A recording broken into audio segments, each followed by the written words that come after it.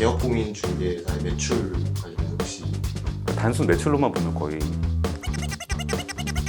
볼 수도 있는데 중개사무소 운영 비용이 1층에 있는 중개법인만 얘기를 한다고 그러면 정도? 그럴 때는 진짜 비용이 거의 100만 원, 150만 원 이렇게 드는 거죠, 한 달에. 그러니까 엄청 안 드는 거죠. 경기 안 좋아도 뭐 틈은 분명히 있거든요. 저 이름은 박효충이고요. 성수동에서 중개법인을 운영하고 있습니다. 운영한 지는 20년 정도 됐고 이름은 박효충 중개법인입니다.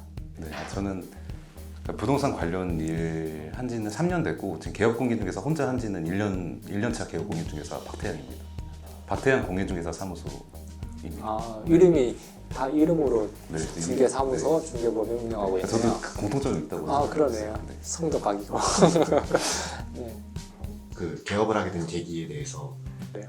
뭐 저 같은 경우에는 뭐 처음에 원래 이제 개업을 했다가 또 소공을 좀 한 2년 정도 또 했다가 또 개공을 했었어요. 소공에서 이제 개공으로 넘어가는 부분에 있어서는 실질적으로 뭐 개공을 하면서 내 주관대로 어떤 내 의지대로 어떤 영업 운영을 해보고 싶어서 당연히 이제 개공을 했습니다. 그러면 개업을 하셨다가 네. 소공을 다시 들어가시게 된 이유는 그때 당시에는 지역이 이제 바뀐 부분도 있고 그다음에 이제 그때 이제 타입 자체가 완전히 다른 거였죠. 뭐 처음에는 외국인 대상으로 이제 부동산을 하는 회사에서 개공으로 해봤고 그다음에 이제 소공은 또 지역을 바꾸면서 또 새로운 지역이다 보니까 지역의 어떤 익숙함도 이제 누리고 싶어가지고 소공으로 어느 정도 근무를 했었던 거죠. 그러니까 저는 소속 공인중개사뿐만 아니라 그 중개보조원이나 영업사원 같은 개념으로도 일한 게 한 2, 3년 되는데 그렇게 하다가 그러니까 제가 혼자 운영해서 하면은 더 수익이 좀 극대화될 수 있겠다라는 생각을 해가지고 그 소속 공인중개사 중개보조원으로 소속해 있으면은 그러니까 제가 원하는 대로 온전히 진행하기는 어렵잖아요. 그러니까 그런 부분에 있어서 혼자 하고 싶다는 생각을 했고 그렇게 시작을 하게 됐습니다. 개업공인중개사를. 근데 저도 그 박효충 대표님하고 약간 비슷한 게 오히려 아주 처음에는 그 개업을 했어요. 개업을 했다가 그러니까 다른 분야에 대해서 좀 배워보고 싶다는 생각이 들어서 여러 분야에서 좀 경험을 하고 나서 다시 돌아온 케이스입니다. 개공이랑 네. 소공이랑의 큰 차이점이 뭐라고 생각하세요? 일반적인 경우라 그러면 그러니까 뭐 비용에 대한 부담이나 그러니까 지금같이 좀 경기가 안 좋을 때는 오히려 소공보다 개공이 더 못 가져가는 케이스들도 많이 있더라고요. 그게 왜 그러냐면 그 소공이 만약에 뭐 100만 원을 벌어오면 그 중에 일정 부분을 가져가는 시스템으로 하는데 비율제 뭐. 네, 비율제로 많이 하는데 그러니까 소속 공인중개사는 그러니까 계약만 쓰면 아무리 경기가 안 좋고 비용이 많이 나가도 어쨌든 수익을 가져가는 시스템인 건데 개업공인중개사는 운영을 조금 잘못하면 오히려 마이너스가 날 수 있는 위험도 충분히 있는 거고 특히 지금같이 경기가 안 좋을 때는 그런 경우가 많아서 경기도 경기인 거고 네. 사실상 어찌 보면 본인이 실력이 뭐 개공이 실력이 뛰어나면 본인 영업하는 게 사실상 본인 영업을 맞아요. 하면서 돈을 버는 게 더 네. 큰 거인 거지 시상말로 뭐 직원 부려가지고 돈을 번다 네. 그런 개념은 아닌 것 같아요. 기본적으로 운영비 플러스 또 직원이 관리하는 데 어떤 그 스트레스 그런 게 기타 등등이 많이 있기 때문에 사실 속 편하게 자기가 영업을 해서 결과물이 만들어지면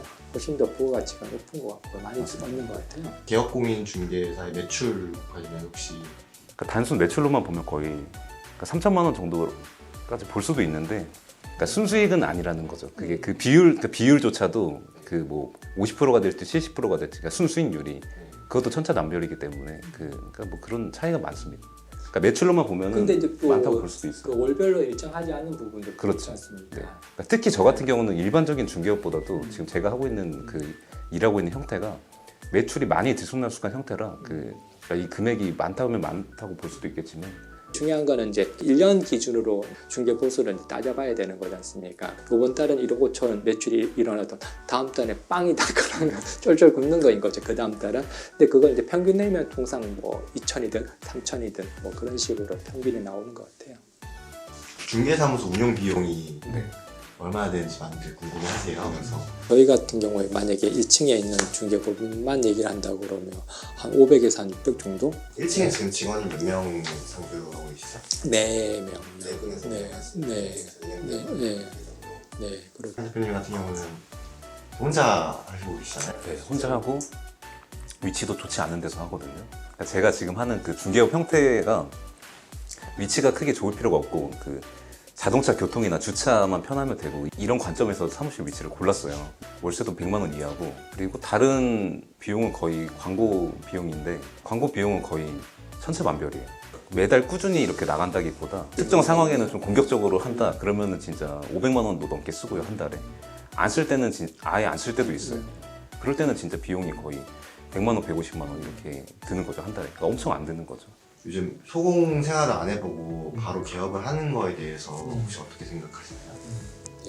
개공 바로 하는 것보단 소공하는 게 나을 것 같고요. 일단 경험이 굉장히 크게 좌우하는 것 같아요. 경험이 없으면 아무리 이제 개공을 하면 뭐 많이 힘든 부분인 거죠. 뭐 지역적인 부분, 또 거래 어떤 방식에 대한 부분, 또 손님에 대한 부분, 그 모든 게 이제 경험이 노하우가 쌓여야지 가능한 부분인 거지. 그거를 이제 노하우 없이 그냥 맞닥뜨려서 해결한다는 것은 누군가 있어야겠죠. 전수해주는 분이랑 해성 소공 같은 경우는 그 부분이 이제 뭐 기존의 어떤 개공 통해 가지고 전수받을 수 있는 부분도 있고 또 소공이 여러 명 있는 큰 사무실 같은 경우에는 소공들끼리 그런 노하우를 이제 전수 서로 이렇게 주거니 받거니 할 수 있기 때문에 기본적으로 소공을 해야 된다 저는 생각하고 있어요.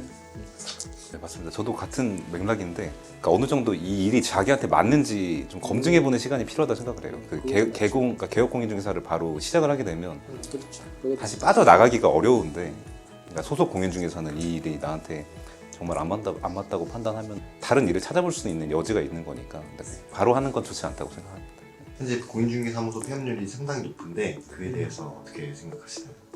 저는 뭐 기본적으로 뭐 경기적인 부분도 있을 수 있을 것 같고요. 부동산이 조금 더 정체기에 이제 돌입을 하다 보니까 거래량이 좀 줄어들 수밖에 없는 거인 거고 지방 같은 경우에는 이제 폐점률이 많이 높을 것 같아요. 부동산 경기 자체가 뭐 서울 수도권보다는 좀 많이 안 좋은 것 같고 경기적인 부분이 제일 큰 것 같고 두 번째로는 이제 어느 정도 이제 소공의 어떤 경험을 쌓고 개공에 임해야 된다고 보는데 뭐 개공을 이제 바로 하게 된다 그러면 사실상 본인이랑 업이 안 맞을 수 있는데 또 하다 보니까 폐업할 수도 있는 거고 또 경험이 부족하다 보니까 어려울 때 그 경험이 이제 빚을 이제 발휘하는 건데 경험이 많이 부족하면 쉽게 이렇게 무너질 수 있을 것 같아요. 그래서 그런 이유 때문에 폐점률이 높아지지 않을까 싶습니다.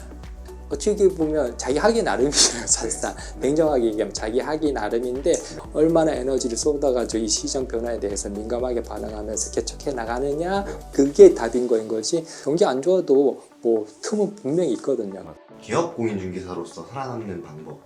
기본적으로 뭐 운영비를 항상 고려 안 할 수 없는 거니까 운영비에 대한 부분을 항상 고민하면서 이제 접근해야 될 부분이 있을 것 같고 이제 혼자 일한다면 이제 상관이 없는데 개공을 한다는 것은 다른 소공을 많이 이렇게 고용한다는 어떤 전제를 깔고 영업을 하는 거랑 관리를 하는 거랑 그다음에 경영을 하는 거라는 완전 차원이 다르거든요.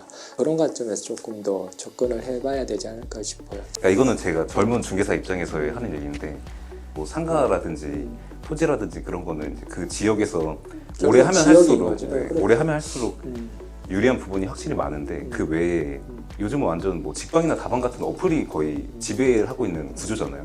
그러니까 그런 걸 하지 않고는 지금 중개사가 내 자체적으로 고객 창출해서 이겨먹기가 힘든 상황인데 그런 거에 있어서 뭔가 템포라고 해야 되나? 그게 지금 굉장히 빠르잖아요. 예를 들면 그러니까 어떤 A라는 좋은 물건이 나왔을 때 그냥 바로 올려버리면 되는데 또 연세가 지긋하신 만약에 중개사분이 계신다 그 동네에 오래 하신 분이 근데 그분이라면은 이제 느리고 뭐 이따가 뭐 사무실 가서 올려야지 뭐 저녁에 올리고 다음날 아침에 보면 오겠지 했는데 이미 그러니까 저 같은 사람이 오후에 들었는데 점심 먹고 올려가지고 3시에 와가지고 계약을 쓰고 갔어요 이미. 그러니까 근데 그분은 또 기다렸는데 알고 보니까 자기도 모르게 허위 매물이 돼버린 거죠. 근데 이거는 지금 그러니까 접근하기 쉬운 사례로 얘기를 한 거고 그러니까 이런 비슷한 맥락이라고 생각을 해요. 그 뒤처지는 거에 대한. 중개사무소 개업한 이후에 가장 후회했던 때랑 가장 보람 느꼈었던 때. 그 처음에 이제 개공을 처음 했었을 때 제일 힘들었던 것 같아요. 투자금을 또 그 친구 아버지 돈을 투자받아가지고 했던 케이스였거든요. 근데 처음에 그 시절에는 이제 IMF 시절이었기 때문에 사실상 수익률 자체를 거의 뭐 엄청나게 연 수익률 기준 한 30% 정도를 줘야지 답이 나오던 시기였어요. 왜냐하면 금리 자체가 12%, 13% 하던 시기였거든요.